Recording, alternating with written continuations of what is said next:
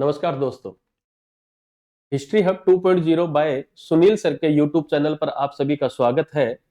आज हम प्राचीन भारत के गुप्त काल की एक प्रश्नोत्तरी लेकर मैं आया हूं, जो परीक्षा की दृष्टि से बहुत ही महत्वपूर्ण होने वाली है। इसलिए इस क्लास को ज्यादा से ज्यादा शेयर करें और मेरे चैनल को सब्सक्राइब करें भी। आज की प्रश्नोत्तरी का पहला जो प्रश्न है वो है कि गुप्त काल से जो ये प्रश्नोत्तरी है हमारी, उसमें पहला प्रश्न है कि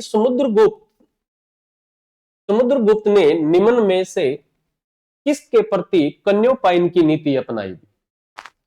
मालवा, तनकानुक, सकमरुंडा या खरपरिक? तो समुद्रगुप्त के द्वारा कन्योपायन जो नीति है वो थी कि राजकुमारियों की शादियां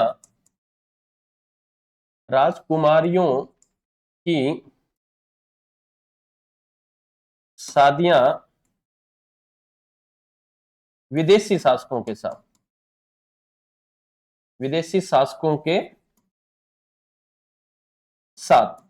ये जो नीति थी उसे कन्योपायन नीति कहा जाता था। तो समुद्रगुप्त ने इस नीति का जो अनुसरण जो किया था वो सकमरुंडा के शासकों के साथ किया था। तो याद रहे, पहले प्रश्न का जो आंसर है वो क्या है? सकमरुंडा। क्या रहेगा? सकमरुंडा रहेगा। नेक्स्ट, अगला जो क्वेश्चन है वो है स्कंदगुप्त के कहोम अभिलेख के अनुसार मदर ने किस धर्म की मूर्तियां स्थापित करवाई? मदर ने किस धर्म की मूर्तियां स्थापित करवाई थी? तो जैन, बौद्ध, वैष्णव और शैव। इस क्वेश्चन का जो सही आंसर है वो है जैन। किस धर्म की मूर्तियां स्थापित करवाई थी? जैन धर्म की मूर्तियां स्थापित करवाई गई थी गुप्त काल में मदर के द्वारा भी। तो याद रहे, जैन। नेक्स्ट, अगला क्वेश्चन जो है थर्ड, तीसरा क्वेश्चन कहता है कि निम्नलिखित कथनों का अध्ययन कीजिए और नीचे दिए गए विकल्पों में से सही चुनिए भी। हमें कथन दिए गए हैं, उनमें से सही कथन का चुनाव करना है भी। कुछ गुप्त शासक भगवान शिव के उपासक थे। सेकंड, मंदिरों में मूर्ति पूजा गुप्त काल से हिंदू धर्म की सामान्य विशेषता बन गई। गुप्त राजाओं ने विभिन्न धार्मिक संप्रदायों के प्रति सहिष्णुता की नीति का पालन किया। हमें ये तीन कथन दिए गए हैं और गुप्त काल से इन तीनों कथनों की व्याख्या पूछी गई है कि तीनों कथन सही है या गलत है। तो ये तीनों के तीनों कथन क्या है? सही है भी। तीनों कथन क्या है? सही है भी, बिल्कुल। क्योंकि गुप्त जो शासक थे वो वैष्णव और शैव दोनों धर्मों के क्या थे? अनुयायी थे। मंदिरों में मूर्ति पूजा गुप्त काल से हिंदू धर्म की सामान्य विशेषता बन गई, ये बात भी बिल्कुल सही है। और गुप्त राजाओं ने विभिन्न धार्मिक संप्रदायों के प्रति सहिष्णुता की नीति का पालन किया था। तो तीनों ही जो कोटेशन जो लाइनें दी गई है वो क्या है? बिल्कुल सही है। तो सही आंसर हो जाएगा पहला, ए, बी और सी। तो ध्यान रहे, इस क्वेश्चन का आंसर क्या है? ए, बी और सी। हाँ जी। नेक्स्ट, अगला क्वेश्चन, चौथा क्वेश्चन सूची है, उसे सुमेलित करना है भी। शासक दिए गए हैं और उनके अभिलेख दिए गए हैं कि कौन से अभिलेख किस शासक के द्वारा लगवाया गया या किससे संबंधित है भी हमारा। समुद्रगुप्त, चंद्रगुप्त, कुमारगुप्त और स्कंदगुप्त। अभिलेख है भीतरी, बिलसड, प्रयाग और मेहरौली। इसमें से जो सही कथन है या सही सुमेलित है वो कौन सा है? समुद्रगुप्त का जो अभिलेख है वो कौन सा है भी? प्रयाग। समुद्रगुप्त का कौन सा है? प्रयाग अभिलेख है भी। चंद्रगुप्त का कौन सा है भी? चंद्रगुप्त का मेहरौली। कौन सा है? मेहरौली। और कुमारगुप्त का कौन सा है? बिलसड। और स्कंदगुप्त का कौन सा है? भीतरी अभिलेख। तो सही आंसर हो गया 4, 3, 2, 1। सॉरी, 3, 4, 2, 1। तो ये तीसरा जो आंसर है वो क्या है? बिल्कुल परफेक्ट है, क्योंकि समुद्रगुप्त के द्वारा प्रयाग अभिलेख संबंधित है।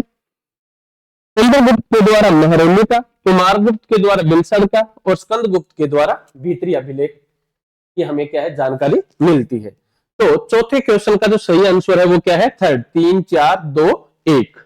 हाँ जी, नेक्स्ट अगला क्वेश्चन देखिए। अगला क्वेश्चन 5 नंबर क्वेश्चन, गुप्तकालीन ग्राम सभा के पदाधिकारियों में कौन सम्मिलित नहीं था? गुप्त काल में ग्राम सभा जो इकाई थी उसमें से इन 4 में से कौन सा अधिकारी सम्मिलित नहीं था? कुटुंबिन, अष्टकुलाधिकारी, महत्र, सारथवाह। हाँ जी, इसका जो सही आंसर है वो है सारथवाह। क्या है? सारथवाह जो थे वो ग्राम सभा के पदाधिकारियों में शामिल नहीं थे, ये जिला प्रशासन में शामिल थे। इसमें शामिल थे ये जिला प्रशासन में, और जिला प्रशासन में भी ये व्यापारी प्रधान हुआ करता था। तो व्यापार करने वाले जो लोग थे उनका जो प्रधान था उसे सारथवाह कहा जाता था। इसलिए गुप्तकालीन जो ग्राम सभा है उस ग्राम सभा के ये तीनों अधिकारी तो है, कुटुंबिन भी है, अष्टकुलाधिकारी भी है और महतर भी है, लेकिन सारथवाह क्या है इसमें शामिल नहीं था। ये जिला प्रशासन का क्या था? एक विभाग था जो व्यापारियों का क्या था? प्रधान था। तो 5वें क्वेश्चन का सही आंसर क्या है? सारथवाह। कौन सा है? सारथवाह रहेगा भी इसका जो सही आंसर है भी वो। नेक्स्ट अगले क्वेश्चन की हम बात करें भी, गुप्त काल की हम बात कर रहे हैं। निम्नलिखित में से कौन सा नाटक भास्कृत नहीं है? जो भास के द्वारा नहीं लिखा हुआ ऐसा कौन सा नाटक है? पंचरात्र, करणभरम, रतनमाला, अविमार्कम। हाँ जी, इसका जो सही आंसर है वो है सतनमाला। कौन सा है? सतनमाला जो है वो भास के द्वारा नहीं लिखा हुआ है भी। क्या है? भास के द्वारा नहीं लिखा हुआ है भी इसे। तो छठे क्वेश्चन का जो आंसर है वो क्या है? सतनमाला या रतनमाला भी कह देते हैं इसे भी। तो इसका सही आंसर है भी इसका। नेक्स्ट 7 नंबर क्वेश्चन की हम बात करें। 7 नंबर क्वेश्चन हमें कहता है मुंडित सिर वाली गुप्तकालीन बुद्ध मूर्ति प्राप्त हुई है। मुंडित सिर वाली गुप्तकालीन बौद्ध मूर्ति पूछी है इसने हमसे। एरन मध्य प्रदेश, मानकुवर प्रयागराज, जूनागढ़ गुजरात, उज्जैन मध्य प्रदेश। हाँ जी, कहां से प्राप्त हुई है? इसका जो सही आंसर है वो है मानकुवर प्रयागराज से हमें गुप्तकालीन बुद्ध की क्या है? मुंडित सिर वाली मूर्ति प्राप्त हुई है अभी यहां से हमें प्रयागराज, जहां अभी महाकुंभ का क्या है? मेला चल रहा है भी। जो सहयोग जो है वो लास्ट 144 साल के बाद बना है। तो आप सभी भी इस पवित्र स्नान में जाइएगा, अपने पाप कर्म को यहां धो के आइएगा और इस मेले का भी आनंद लीजिएगा। प्रयागराज महाकुंभ अखाड़ा देखना कभी वहां जाके। चलो जी 8वां क्वेश्चन, उन साहित्यिक स्रोतों को चिन्हित कीजिए जो रामगुप्त और ध्रुव देवी की कथा का उल्लेख करते हैं भी। किस किस का? रामगुप्त और ध्रुव देवी की कथा का उल्लेख करते हैं। देवी चंद्रगुप्तम, काव्य मीमांसा, हर्षचरित और मालती माधव। हाँ जी, इसमें ध्रुव देवी और रामगुप्त की कथा का जो वाचन या कथा का जो उल्लेख है हमें वो 3 ग्रंथों से मिलता है भी। एक देवी चंद्रगुप्त से मिलता है, काव्य मीमांसा से भी मिलता है और हर्षचरित से भी हमें मिलता है भी ये। इसलिए इसका जो सही आंसर है वो क्या हो जाएगा भी? इसका सही आंसर हो जाएगा 1 2 3। 1 2 3, क्योंकि शुरुआती जो तीनों ग्रंथ हैं ये तीनों ही रामगुप्त और ध्रुव देवी की कथा का क्या है? उल्लेख करते हैं। लेकिन मालती जो माधव जो कथा है, सॉरी मालती माधव जो है वो इस बात की या इनकी कथा का उल्लेख नहीं करता है। तो 8 नंबर क्वेश्चन का सही आंसर जो है वो है 2 नंबर। कौन सा है? 2 नंबर क्वेश्चन आंसर सही है भी इसका। चलो भी नेक्स्ट क्वेश्चन। हाँ जी, अगला क्वेश्चन देखिए, महत्वपूर्ण प्रश्न है भी, आए हुए हैं सारे के सारे प्रश्न, इसलिए परीक्षा की दृष्टि में प्रश्न रिपीट होते हैं भी कहीं ना कहीं। हाँ जी, अगला क्वेश्चन गुप्त मुद्राओं के बारे में निम्नलिखित में से कौन से कथन सत्य हैं? गुप्त मुद्राओं के बारे में पूछा गया है भी। गुप्त शासकों ने सुगढ़ स्वर्ण सिक्के जारी किए। मुद्राओं का पूर्व भाग चितपटल जो था वो शासनारूढ़ राजाओं के या राजा को विभिन्न मुद्राओं में प्रदर्शित करता है, मतलब उनका चित्र का अंकन है उसके ऊपर। मुद्रा के पृष्ठ भाग पर धार्मिक प्रतीक भी है। चंद्रगुप्त द्वितीय विक्रमादित्य ने सिंह हत्ता प्रकार के सिक्के जारी किए। अब हम बात करें कथन सत्य कौन से हैं, तो ये चारों के चारों कथन सत्य हैं भी। इसमें सभी कथन क्या है? सत्य है। 1 2 3 4। क्योंकि गुप्त शासकों ने सुगढ़ स्वर्ण सिक्के भी जारी किए थे। मुद्राओं के पूर्व भाग चित्रपटल पर शासनारूढ़ राजाओं के विभिन्न मुद्राओं में प्रदर्शित भी है, और मुद्रा के पृष्ठ भाग पर धार्मिक प्रतीक चिन्ह भी हमें मिलते हैं। और चंद्रगुप्त द्वितीय विक्रमादित्य ने सिंह हत्ता प्रकार के सिक्के जारी किए। अर्थात चारों की चारों जो कथन है वो क्या है? सही है भी इसके अंदर। नेक्स्ट अगले क्वेश्चन की हम बात करेंगे। हाँ जी, नेक्स्ट क्वेश्चन, गुप्तकालीन महिषासुरमर्दिनी की मूर्ति कहां से प्राप्त हुई है? महिषासुरमर्दिनी की मूर्ति कहां से प्राप्त हुई है? उदयगिरी, देवगढ़, भीतरगांव, मथुरा। हाँ जी, इसका जो सही आंसर है वो है उदयगिरी। सही आंसर क्या है इसमें? उदयगिरी जो है वहां से हमें गुप्तकालीन महिषासुरमर्दिनी मां दुर्गा का अवतार माना जाता है कि कथा भी है इसके ऊपर। तो उनकी जो मूर्ति है वो हमें उदयगिरी से मिली है भी। कहां से मिली है हमारे को? ये उदयगिरी से मिली है भी यहां पर हमें। नेक्स्ट अगले क्वेश्चन की तरफ हम बात करें। 11 नंबर क्वेश्चन, गुप्त काल में कौन सी वस्तु भारत से निर्यात नहीं होती थी? मैं फिर कह रहा हूं कि पर्सन के अंदर सबसे बड़ा जो लोचा है वो ये शब्द करता है भी नहीं, क्योंकि हम इसको अच्छे से नहीं पढ़ पाते हैं, इसलिए क्वेश्चन को आराम से और ध्यान से पढ़े कि पूछा क्या गया है हमारे से। तो गुप्त काल में कौन सी वस्तु भारत से निर्यात मतलब कि भेजी नहीं जाती थी? मसाले, मोती, इत्र और स्वर्ण। तो इस प्रश्न का जो सही आंसर है वो है स्वर्ण। भारत से कभी भी सोना नहीं भेजा जाता था, इसीलिए तो भारत सोने की क्या थी? चिड़िया थी भी। क्योंकि भारत से मसाले भी जाते थे, भारत से इत्र भी जाता था, भारत से अगर हम देखें तो मोती भी जाते थे, लेकिन स्वर्ण जो था, सोना जो था ना, वो कभी भी भारत ने निर्यात नहीं किया था। इसीलिए भारत क्या है? सोने की चिड़िया कहलाया था अभी। क्योंकि जो बाहरी जो ठंडी जो कंट्रियां थी उनको गर्म मसाले की तलाश थी, और गर्म मसाले सारे भारत से जाया करते थे, और उसके बदले में भारत उनसे हीरे, मोती, जवाहरात, सोने सब लिया करता था। बाकी सब व्यापार होता था, लेकिन स्वर्ण का व्यापार कभी भी भारत नहीं करता था अभी उस समय में। गुप्त काल के समय की बात है भी ये। हाँ जी, नेक्स्ट अगला क्वेश्चन 12 नंबर क्वेश्चन, अधोलिखित में से कौन सा कथन गुप्तकालीन अधिकारी विन्य स्थिति स्थापक के बारे में सत्य नहीं है?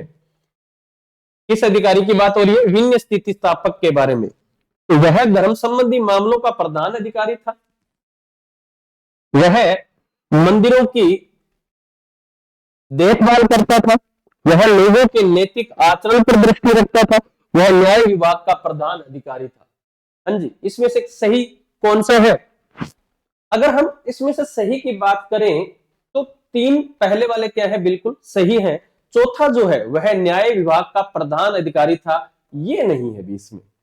तो ये कथन क्या है? असत्य है। बाकी तीनों के तीनों कथन क्या है? गुप्तकालीन विन्य स्थिति स्थापक के बारे में सत्य है। वह धर्म संबंधी मामलों का प्रधान अधिकारी था, वह धार्मिक मामलों को देख सकता था, वह मंदिरों की भी देखभाल करता था, और वह नैतिक आचरण पर दृष्टि रखता था, ध्यान रखता था सब चीजों के बारे में।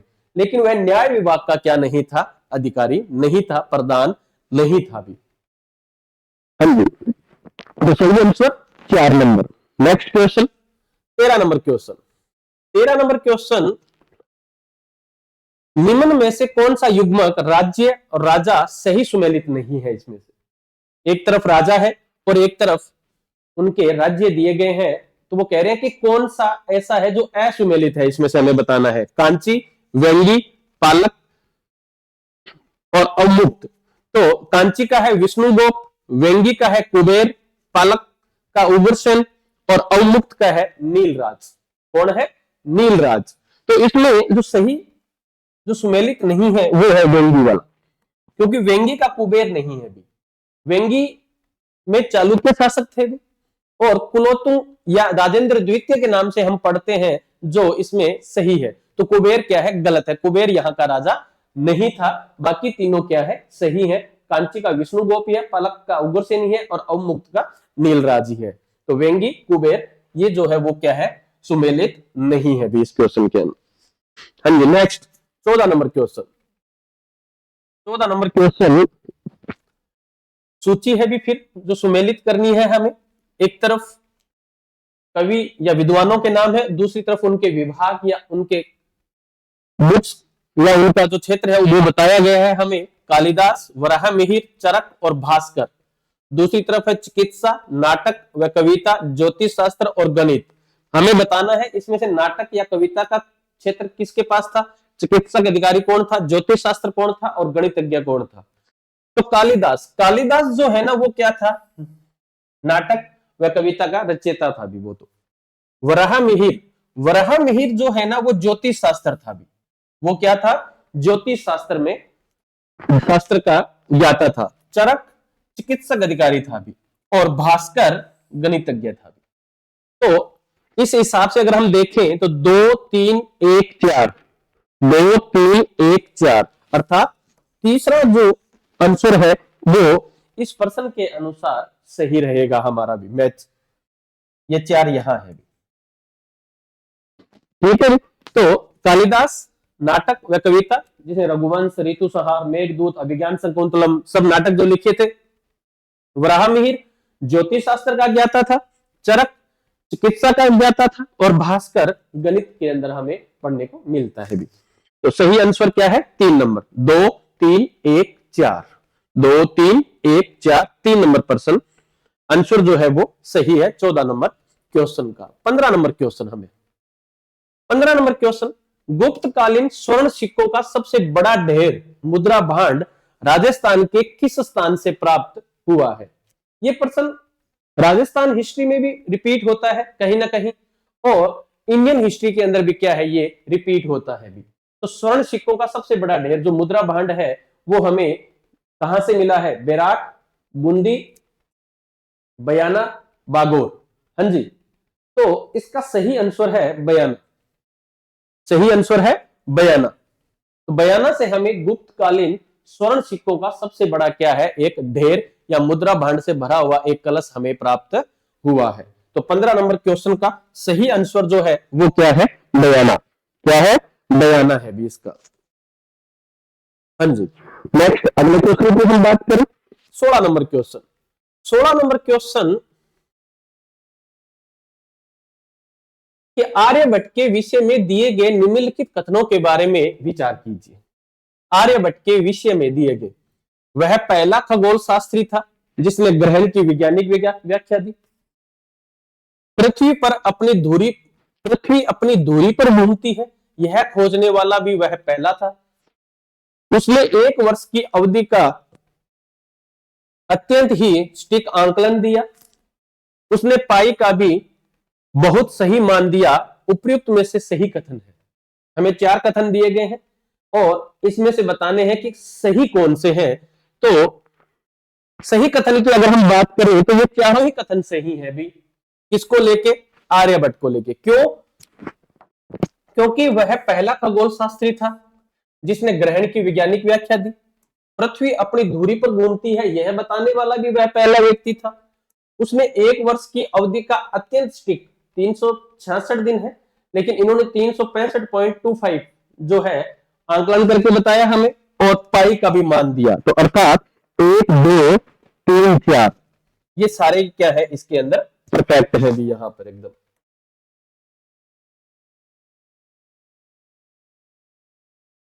तो इसका जो सही आंसर है 4 नंबर का वो क्या रहेगा,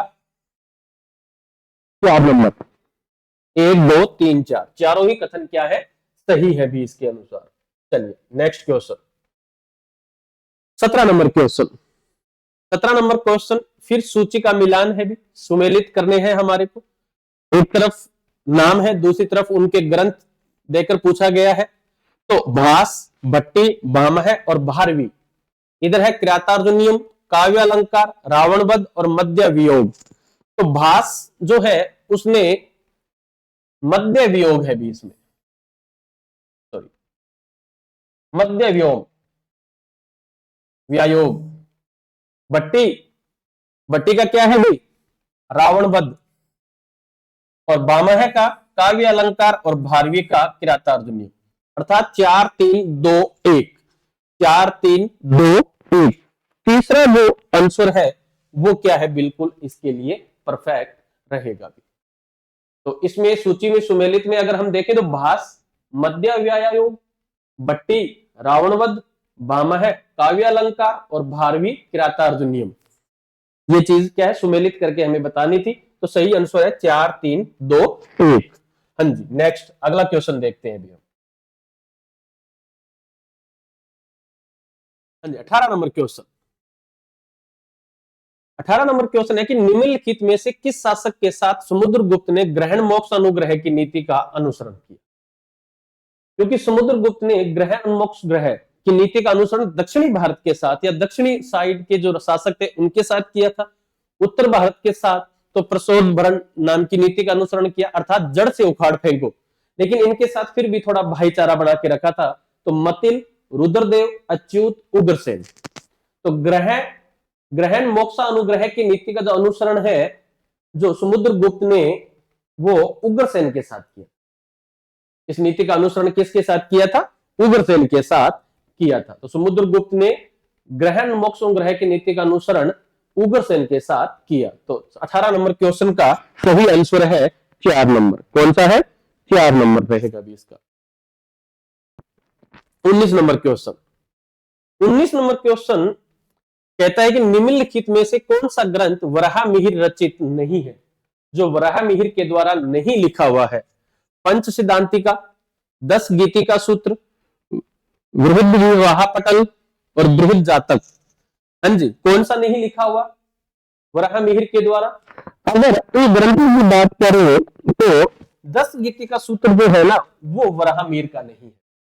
10 गीतिका सूत्र आर्यभट्ट के ग्रंथ का ही क्या है, एक हिस्सा है माना जाता है भी इसे। बाकी तीनों के तीनों किसके हैं, वराहमिहिर की रचित मानी जाती है। पंच सिद्धांतिका भी वराहमिहिर की है, बृहद विवाह पटल भी उसी की है और बृहद जातक भी क्या है, उसी का ही ग्रंथ माना जाता है। 10 गीतिका जो सूत्र है ये आर्यभट्ट के ग्रंथ का एक पार्ट माना जाता है। तो सही आंसर क्या है, 2 नंबर रहेगा भी। Next 20 number question. हाँ जी, विशिष्ट सिद्धांत ने एक वर्ष को 366 दिन के स्थान पर कितने दिन का बताया था अभी। 365.25, 360.25, 367.25, 365.50। हाँ जी, सही आंसर। तो इसमें जो सही आंसर है वो है 365.25। 365.25 इसका क्या है, सही आंसर है। नेक्स्ट अगला question 21 number question. 21 number question है निम्नलिखित में से कौन सी रचना गुप्त काल में रची गई। गुप्त काल में रची गई। 2024 स्कूल व्याख्याता में पूछा हुआ प्रश्न है भी ये। बृहत कथा, काव्य मीमांसा, स्वपन वासवदत्ता, चंद्र व्याकरण या अनुत्तरित प्रश्न। क्योंकि अब लेटेस्ट एक ट्रेंड है अनुत्तरित प्रश्न, मतलब ओएमआर सीट के ऊपर आपको कॉलम काला करना ही करना पड़ेगा। जितने भी प्रश्न है उन सबके नहीं आता है, किसी प्रश्न का उत्तर नहीं दिया आपने तो अनुत्तरित प्रश्न को आपको क्या करना है, गोला काला करना है। अगर आपने इन 4 में से कोई ऑप्शन चूज किया है तो वो गोला क्या है, आपको काला करना है। अर्थात ओएमआर सीट के ऊपर एक भी प्रश्न आपने ब्लैंक नहीं छोड़ना है। अब जो है भी वो तो स्कूल व्याख्याता के अंदर पूछा गया है कि गुप्त काल में रची गई रचना बृहत कथा, काव्य मीमांसा, स्वपन वासवदत्ता, चंद्र व्याकरण। तो इसमें जो सही आंसर वो है वो चंद्र व्याकरण है भी। इसका क्या है, चंद्र व्याकरण की रचना जो है वो गुप्त काल के दौरान ही हुई थी भी। ठीक है भी। नेक्स्ट अगला क्वेश्चन। हाँ जी, 22 नंबर क्वेश्चन। 22 नंबर क्वेश्चन है कि मुद्रा राक्षस और देवी चंद्र गुप्तम के रचयिता कौन थे।